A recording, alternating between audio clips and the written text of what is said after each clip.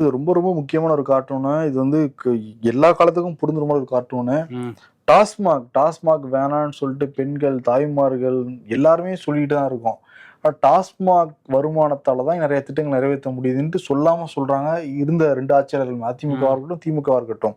இப்ப டாஸ்மாகலாம் தமிழ்நாடு ஒளிர்கிறதா அப்படின்னு சொல்லிட்டு ஒரு கேள்வி எழுப்புற மாதிரி தமிழ்நாடு மேப்பு முன்னாடி முன்னாடிலாம் வந்து என்ன பண்ணுவாங்கன்னா, அந்த ஒரு பாட்டில்ல எண்ணெய் விளக்கு ஏத்துவாங்க. ம். அந்த அந்த பாட்டில்ல வந்து டாஸ்மாக் எழுதப்பட்டிருக்கு. அதுல தமிழ்நாடு ஒளிர்ற மாரி வந்து போட்டுருவாங்க. அந்த அந்த வெளிச்சத்துல தான் தமிழ்நாடே பிரகாசமாகற மாரி வந்து போட்டுருக்காங்க அது. ஆமா. மது விலக்கு இல்ல, மது விளக்கு அப்படிங்கிற மாரி போடப்பட்ட அந்த கார்ட்டூன். ம். இன்னொரு பக்கம் வந்து செந்தில் பாலாஜி வந்து அரெஸ்ட் ஆனப்ப நெஞ்சு வலி அப்படின்னு சொல்லிலாம் அட்மிட் ஆனாரு. அவரு நெஞ்ச புடிச்சிட்டு இருக்காரு. அவர வந்து புடிச்சுக்கிட்டு இருக்காரு முதலமைச்சர் மு.க. ஸ்டாலின். ஏன்னா நேர்ல போய் எல்லாம் பார்த்திருந்தாரு அவரு அந்த ம். டைம்ல ஹாஸ்பிட்டல்ல.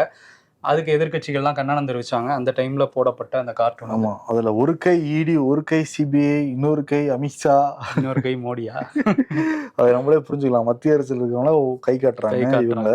ம். இன்னொரு பக்கம் ஸ்டாலின பத்தி போடப்பட்டிருக்கு. கள்ளக்குறிச்சி மரணம், அந்த சாராய மரணம் 50க்கும் மேற்பட்டவங்க வந்து இறந்து போனாங்க. ம்.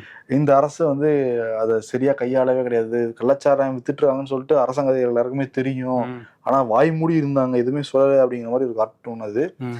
எல்லா அதிகாரிகளும் வாய மூடி நின்னுட்டு இருக்காங்க. ஸ்டாலின் வந்து தன்னோட மேசையில அந்த இறந்து போனவங்க உடல் உடல் வந்து எரியிற எரிக்கப்படுறதா மேடையில முன்னாடி இருக்கிற டேபிள்ல எரிக்கப்படுற மாரி இந்த கார்ட்டூன் வந்து போடப்பட்டிருக்கு.